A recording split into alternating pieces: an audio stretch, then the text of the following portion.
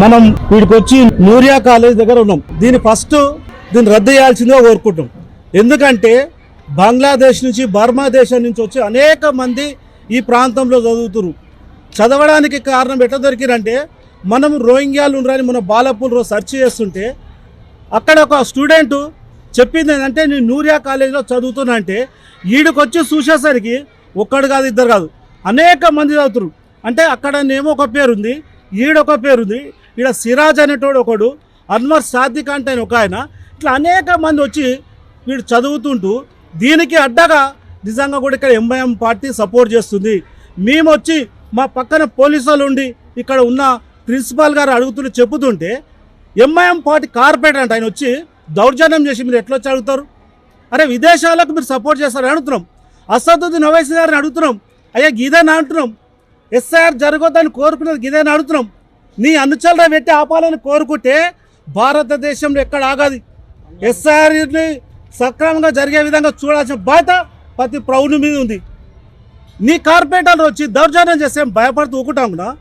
నా దేశంలోకి వచ్చి నా దేశ పౌరుడు కానివాడు వచ్చి ఈ ప్రాంతంలో చదువుతుంటే ఈ కాలేజీ ఉండాలన్నా ఉండొద్దో మీరు ఒకసారి ఆలోచించండి. వీడు స్వేచ్ఛగా చెప్తున్నారు. మనం బాలాపూర్ పోతుంటే మీకు ఒక వీడియో చూస్తానా, మీరు చూడండి ఎంత స్వేచ్ఛగా చూపిస్తారంటే. నిజంగా మనకు ఏమో స్వేచ్ఛ లేదు. మన పిల్లలు చదవాలంటేనేమో ఒక్క నిమిషం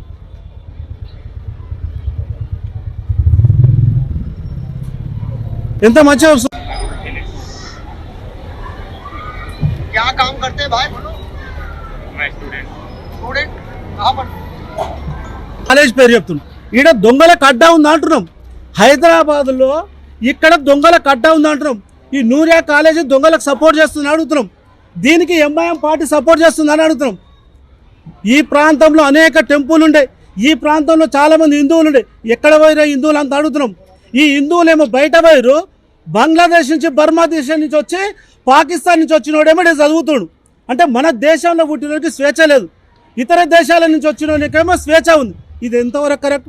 వీనికి ఆధార్ కార్డు ఉంటుంది, వీనికి పాన్ కార్డు ఉంటుంది, వీనికి రేషన్ వస్తుంది, వీనికి డబుల్ బెడ్రూమ్ వస్తుంది.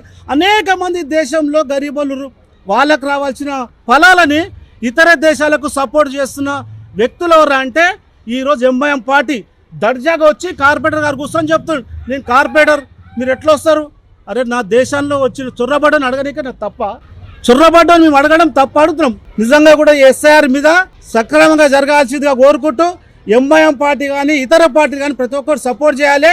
ఈ దేశంలో చొర్రబడ్డలందరినీ తరిమి కొట్టాల్సిన బాధ్యత ప్రతి ఒక్కరిపై ఉంది. భారతీయ జనతా పార్టీ ఎక్కడ కూడా అడ్డుపడది, ఎస్ఐఆర్కి సపోర్ట్ చేస్తుంది. ఇలాంటి దొంగలను తరిమేంత వరకు ఎంబడి నుంచి తరిమి కొడతామని దీనికి భారతీయ జనతా పార్టీ ముందుంటుంది.